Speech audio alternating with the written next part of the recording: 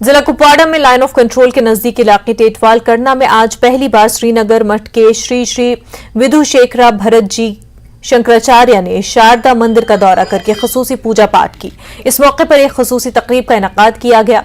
Police, civil इंतजामिया और अदलिया के आला ओहदेदार भी मौजूद थे। मुसलमान, सिख और हिंदू की एक बड़ी तादाद तकरीब में मौजूद रही। इस मौके पर पंडितों ने मांग की कि शारदा पीठ को करतारपुर कॉरिडोर की तर्ज पर खोला जाए। कुपवाड़ा जिले के लाइन ऑफ कंट्रोल पर यानी कि लाइन ऑफ कंट्रोल के नजदीक आबाद इलाके टीटवाल सेक्टर में और हमारे और पाकिस्तान के बीच में सिर्फ फासला जो है वो दरियाई कृष्ण गंगा का है। उस पार जो आप देख रहे हैं वो है पाकिस्तान के ज़ेर इंतजाम कश्मीर और ये है हिंदुस्तान का इलाका। और यहाँ पर शारदा मंदिर की तामीर हो चुकी है और इस वक्त यहाँ पर इस शारदा मंदिर में दहाइयों के बाद पहली बार अब पूजा पाठ शुरू हो चुकी है।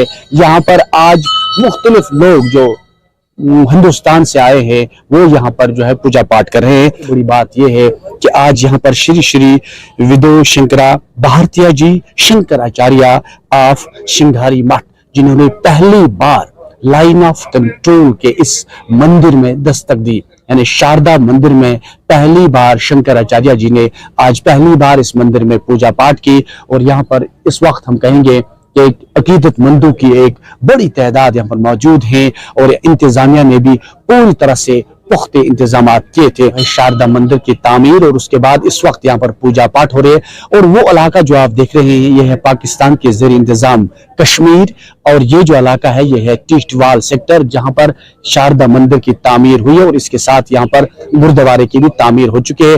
यानी कि कबायली के दौर में इससे बकौल इनके इसे तहस नहस किया गया था, इसकी तोड़फोड़ की थी मंदिर की। और इस वक्त जो आप देख रहे हैं कि दोबारा इस मंदिर की तामीर की गई, पहले इसकी इनॉग्रेशन हुई और आज शंकराचार्य जी ने पहली बार इस मंदिर में पूजा पाठ की। अंदर आप देख रहे हैं कि इस वक्त शंकराचार्य जी हैं वो खुद इस वक्त पूजा पाठ में यहाँ पर मौजूद हैं और अकीदतमंदों की बड़ी तादाद जो मुल्क के बाकी रियासतों से भी आ चुके हैं वो इस वक्त इस पूजा में हिस्सा ले रहे हैं। और मंदिर को हम कहेंगे कि इस मंदिर को दुल्हन की तरह सजाया गया है। चारों तरफ से अकीदतमंद हमें नजर आ रहे हैं और पूजा पाठ 4 दरवाजों का ये मंदिर बनाया गया है। चारों दरवाजों पर इस वक्त पूजा पाठ हो रही है और इसके अंदर जो है शंकराचार्य जी इस वक्त खुद मौजूद है, यानी पहली बार उन्होंने इस इलाके में जो है दस्तक दी है और यहाँ पर बाज़ाब्ता तौर जो है पूजा पाठ हो रही है। यानी कि कहा जा रहा है कि ये काफी खुश है। ये कह रहे हैं कि दहाइयों के बाद, सदियों के बाद आज जो है इस LOC पर इस मंदिर की तामीर के बाद बाज़ाब्ता तौर पूजा पाठ शुरू हुई। अब ये लोग यही कह रहे हैं कि आर पार अमन रहे ताकि यहाँ पर सभी लोग अमन अमान से रहे और आर पार जो है अमन की हवाएं चले। नेटवर्क 18 के लिए लाइन ऑफ कंट्रोल के टीटवाल। जम्मू में जगत गुरु शंकराचार्य ने इस साल अमरनाथ यात्रा की मुद्दत में तौसी पर खुशी का इजहार किया और साथ ही अकीदतमंदों की सिक्योरिटी के अच्छे इंतजाम को यकीनी बनाने के लिए मुनासिब इक़दाम पर जोर दिया। शंकराचार्य ने अमरनाथ यात्रियों के रजिस्ट्रेशन फीस में इजाफे पर भी अपनी तशवीश का इजहार किया और श्री अमरनाथ श्राइन बोर्ड से इस मामले पर गौर करने को कहा। लगभग 2 महीने का ये श्रावण हो रहा है। संख्या की दृष्टि से अगर दिन गिने तो वैसे तो पूरा श्रावण मास ही माना जाएगा, लेकिन शुद्ध श्रावण एक पक्ष पहले एक पक्ष बाद में होगा और अधिक श्रावण 1 महीना बीच में होगा। इसीलिए कुल मिलाकर के लगभग 2 महीने का समय हो जाएगा। और इतने दिनों तक के लिए ये जो भगवान के दर्शन के लिए अवसर दिया गया है इसका हम स्वागत करते हैं। यात्री भगवान के दर्शन से ही अपना अहोभाग्य मानता है, बाकी सुविधाएं उसके लिए नगण्य ही होती हैं। इसलिए श्रद्धालुओं की दृष्टि से तो नहीं, लेकिन व्यवस्थाकर्ताओं की दृष्टि से उनको पूरी सुविधा जहां तक हो सके कोई कष्ट ना हो इसका ध्यान रखा जाना चाहिए। सबसे बड़ी चीज़ है उनकी सुरक्षा और उसके बाद उनकी व्यवस्था। तो सुरक्षा के संदर्भ में सतर्कता बरतने की आवश्यकता स्वाभाविक रूप से है और साथ ही साथ श्रद्धालुओं के रहने, भोजन करने और आवागमन करने के लिए सब सुविधा करनी चाहिए। एक बात जो हमारे ध्यान में लाई गई है वो ये है कि अचानक पंजीकरण का जो शुल्क है वो बहुत अधिक कर दिया गया है। तो इस तरह से अचानक इतना अधिक पंजीकरण शुल्क लगा दिया जाना भी ठीक नहीं है। हम चाहते हैं कि प्रशासन, श्राइन बोर्ड इस पर एक बार विचार करे। जम्मू खित्ते के राजौरी जिले में ढंगरी के बदकिस्मत वाकये को 6 माह गुजर चुके हैं, जिसमें बच्चों समेत 7 अफराद अपनी जान से हाथ धो बैठे हैं, लेकिन मुतासरीन और उनके अहले खाना अभी तक इंसाफ के मुंतजर हैं। आज जम्मू में एक प्रेस कॉन्फ्रेंस के मौके पर न्यूज 18 से बात करते हुए मुतासरीन ने इल्जाम लगाया कि 1 जनवरी को उन पर हमला करने वालों को मकामी हिमायत हासिल थी। उन्होंने सवाल किया कि पुलिस ने अब तक किसी को गिरफ्तार क्यों नहीं किया। मुतासरीन ने वज़ीर दाखिला अमित शाह से इंसाफ की अपील की है।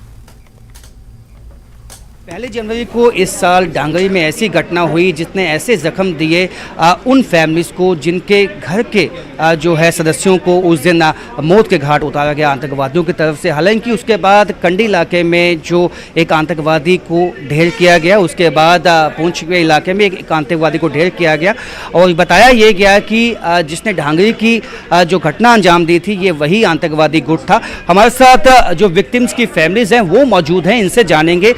आज काफ़ी समय हो गया और आपसे ये यकीन भी आपको दिलाया गया कि आपको इंसाफ दिया जाएगा।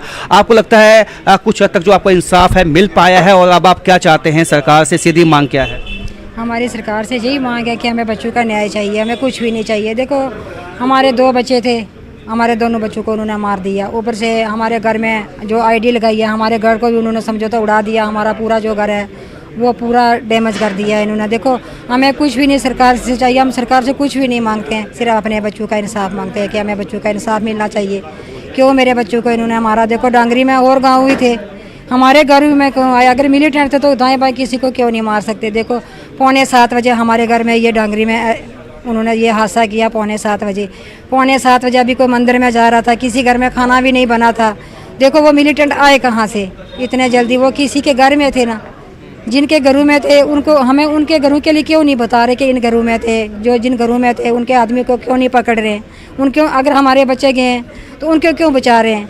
हम तो आपको लगता है कि लोकल इन्वॉल्वमेंट है, कुछ लोकल लोग मिले हुए थे जिनको अभी तक वो सामने नहीं आ पाए? हाँ बिल्कुल लोकल हैं। लोकल के लिए मैं भी बता रही हूँ कि लोकल ही थे। लोकल ने तो सब कुछ ये किया है ना। देखो मैं जम्मू में आई हूँ, अगर हमें जम्मू से क्या लेना देना था? आपको हमारे से क्या लेना देना था? वो तो हमारे गांव के ही हैं। उनको ये पता था कि ये रास्ता इनके घर में आता है, ये इनका बड़ा बेटा है चौक में गया हुआ, ये दूसरा बेटा इनका घर में है, ये इनकी माँ है, उनको पूरा पता था।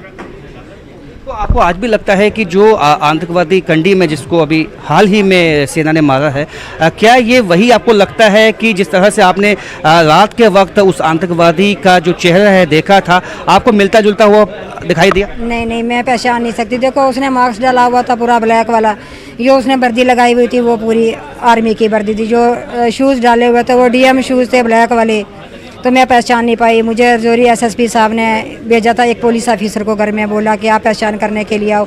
मैंने बोला कि मैं क्या पहचान करूं? क्या आपने कहा आंखें जो है वो मिलती जुलती दिखाई दी? हाँ सिर्फ आंखें दिखाई देती थी और कुछ भी नहीं पहचान पाया मैंने उनका।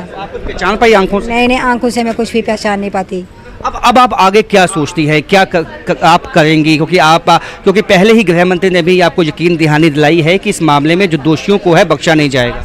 ये जो हमारा केस था, ये हमारा केस देखो अमित हमारे जो गृह मंत्री हैं मानिए उन्हीं के हाथ में है, तो हमें पूरा विश्वास था कि ये जो हमारा केस है ये जल्द से जल्द सॉल्व हो जाएगा। लेकिन 6 महीने हो गए हैं, अभी तक कुछ भी नहीं हुआ हमारे केस का। 6 महीने हो चुके हैं, अभी तक केस का कुछ नहीं हुआ। इनकी सीधी मांग है गृह मंत्री से कि जो दोषी हैं उनको सख्त से सख्त सजा जल्द से जल्द मिले और ताकि इन फैमिलीज को इंसाफ मिल सके। कैमरामैन चांद के साथ राजन वैद, न्यूज़ 18 जम्मू। मरकजी वज़ारत तालीम की जानिब से यूनिवर्सिटियों की दर्जाबंदी का ऐलान किया गया है। नेशनल इंस्टीट्यूशनल रैंकिंग फ्रेमवर्क ने कश्मीर यूनिवर्सिटी को साल 2023 के लिए मुल्क की बेहतरीन यूनिवर्सिटियों में 33वां रैंक दिया है। कश्मीर यूनिवर्सिटी की कौमी दर्जाबंदी में जबरदस्त बेहतरी आई है। कश्मीर यूनिवर्सिटी 20 पायदान ऊपर चढ़कर 53 रैंक से 33वें रैंक पर पहुंची है। कश्मीर यूनिवर्सिटी जम्मू कश्मीर की वाहिद यूनिवर्सिटी है जो NIRF के टॉप 100 के मजमूई जुमरे में शामिल है।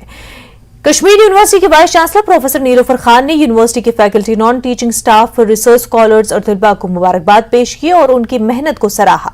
वीसी ने यूनिवर्सिटी के एजाजी चांसलर मनोज सिन्हा का शुक्रिया अदा किया। रजिस्ट्रार डॉक्टर निसार ए मीर ने भी इस शानदार कामयाबी पर तमाम स्टेक होल्डर्स को मुबारकबाद पेश की। पार्लियामेंट की नई इमारत में कश्मीरी तहजीब की झलक देखने को मिल रही है। ललवाक को शारदा लिपि में लिखा गया है। पार्लियामेंट के बाब दाखिला पर कई ज़बानें तहरीर की है, जिनमें शारदा लिपि भी शामिल है। पार्लियामेंट की नई इमारत का हाल ही में आपको बता दें इफ्तिताह हुआ है।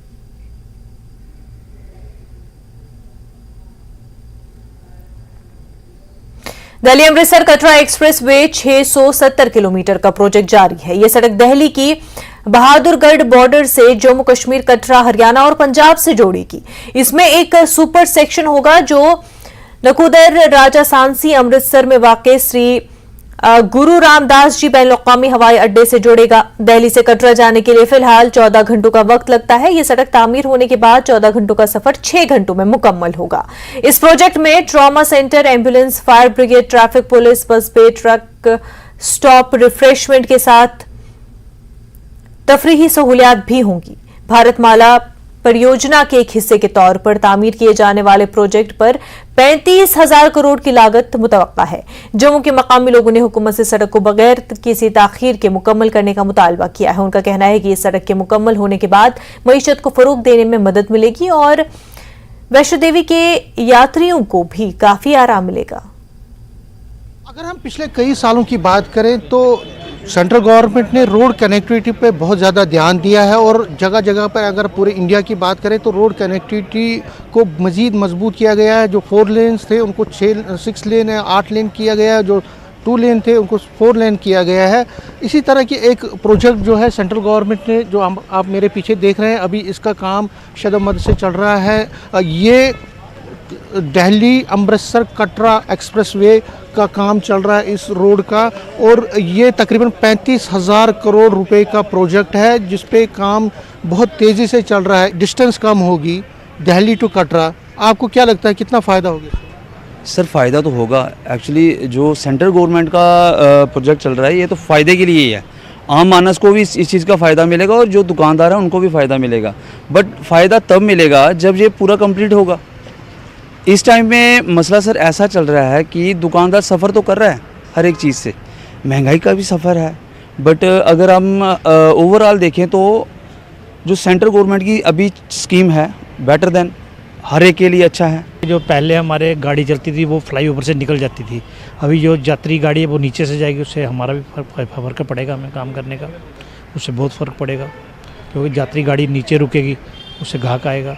लेकिन ये है कि अभी हमें जो अभी इस टाइम बहुत दिक्कत है, रास्ते बंद हैं सारे, आगे पीछे जाने का कोई तरीका नहीं है। यही डिसएडवांटेज है कि हमारा कामकाज भी बंद पड़ा हुआ है क्योंकि कनेक्टिविटी टोटली ख़त्म हो गई है, रास्ते बंद हैं। यही रिक्वेस्ट है कि जल्दी से जल्दी रास्ते खुलें, मगर जब बन जाएगा तब तो काफ़ी बेनिफिट है। क्या लगता है आपको रोड कनेक्टिविटी पर कितना ज़्यादा आपको लगता है कि ध्यान दिया जा रहा है और उसका कितना फ़ायदा हो रहा है? सर ध्यान तो दिया जा रहा ही है, ये तो बेनिफिट होगा। जब 6 लेन बनेगा बेनिफिट तो होगा ही। पहले तो काफ़ी मतलब कि बंद था हमारे यहाँ पे, मतलब दीवारें लगी हुई थी, दीवारें खुलेंगी, ये रास्ते खुलेंगे, आपस में लोग मतलब मिलाव होगा, आप रोड से दूसरा हम देख पाएंगे। ये तो टोटली बंद था पहले। दिक्कतें लोगों को आ रही हैं, खासकर जो दुकानदार इस रोड पे जो एक्सप्रेसवे के सड़कों के किनारे पे जिनकी दुकानें हैं उनको थोड़ी मुश्किलें आ रही हैं, लेकिन इनका ये भी कहना है कि ये डिफ़िकल्टी कुछ देर के लिए है, लेकिन जब ये कंप्लीट होगा ये प्रोजेक्ट तो इससे उनको बड़ा फ़ायदा होगा और यात्रियों को भी बहुत ज़्यादा फ़ायदा होगा। कैमरामैन साहिबा के साथ में समीर भट्ट, न्यूज़ 18, बड़ी ब्रह्मना, जम्मू। पहलगाम से एक दिल दहला देने वाला हादसा पेश आया है। तमिलनाडु से ताल्लुक रखने वाले एक सयाह की बेस्टन के मकाम पर देवदार का दरख्त के नीचे दबकर मौत हो गई है। सयाह की शिनाख्त जनार्थनम वल्द गोविंथा राजालू तमिलनाडु के तौर पर की गई है। सयाह घोड़े पर सवार होकर बेस्टन की जानिब जा रहा था कि अचानक देवदार का दरख्त उन पर आ गिरा, जिससे उनकी मौके पर ही मौत हो गई। सयाह को फौरी तौर पर करीबी अस्पताल ले जाया गया, जहां डॉक्टरों ने उसे मुर्दा करार दे दिया। पुलिस ने इस सिलसिले में केस दर्ज करके तहकीकात शुरू कर दी है। हवा चली और दरख्त जो है वो घोड़े पे गिरा, जो सवार लेके घोड़ा की भी वहीं मौके पे डेथ हो गई। तो मेरी यही गुजारिश है लोगों से भी और ख़ासकर यहाँ के एडमिनिस्ट्रेशन से कि घोड़ों के लिए एक अच्छा सा ट्रैक बनाया जाए, क्योंकि जहाँ से वो ट्रैक गुजरता है वहाँ पे पिछले बार भी हमारे घोड़े वालों ने बहुत उस पर एहतजाज वगैरह भी किए कि यहाँ जो पोसीदा दरख्त हैं तो अगर इनको हटाया जाए ताकि ऐसे हादसे बार बार ना हो।